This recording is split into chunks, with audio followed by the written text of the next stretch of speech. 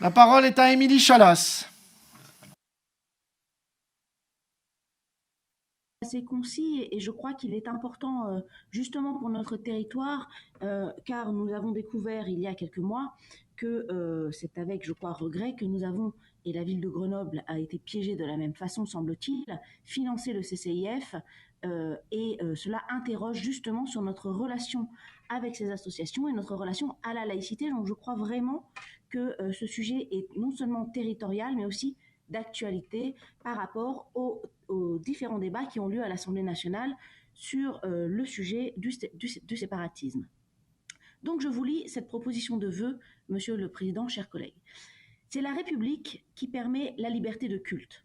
Les temps sont durs pour notre principe républicain de laïcité et les récents faits douloureux et cruels pour notre France nous le rappellent brutalement.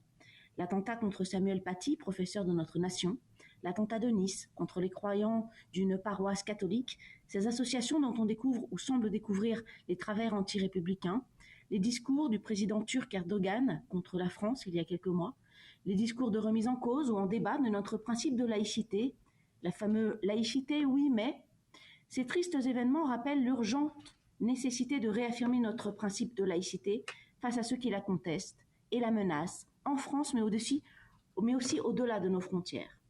Garante de la liberté de conscience, de la liberté de croire ou de ne pas croire, et de manifester ses croyances ou convictions dans les limites du respect de l'ordre public et de la liberté d'autrui, la laïcité implique la neutralité de l'État, de ses agents, et impose l'égalité de tous devant la loi, sans distinction de religion ou de conviction.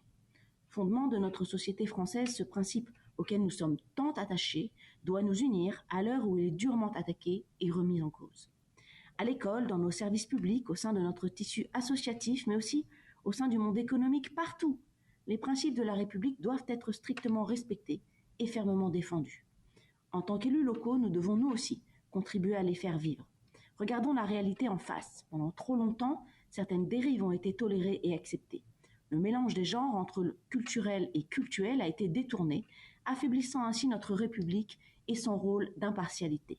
Monsieur le Président, notre groupe vous propose solennellement de bien vouloir programmer le vote de la mise en place d'une charte républicaine de la laïcité de Grenoble-Alpes Métropole, inspirée de celle proposée par le gouvernement et retenue par exemple par la ville de Montpellier. Cette charte garantirait la liberté des associations dans le respect de la loi et des principes de la République. Monsieur le Président, notre groupe vous propose également de mobiliser Monsieur le Préfet, les responsables publics locaux et les acteurs de la laïcité du territoire afin de créer un conseil départemental de la laïcité qui aurait un rôle d'observatoire, un rôle d'alerte et qui pourrait être saisi par des personnes ou des associations sur des sujets ayant rapport avec l'exercice des religions. Face à l'émergence de nouveaux défis et à l'heure d'une réelle prise de conscience collective, réaffirmons avec clarté et fermeté notre attachement profond à nos valeurs républicaines, si chères et précieuses mais encore trop fragiles, et continuons sans relâche à les faire vivre ensemble.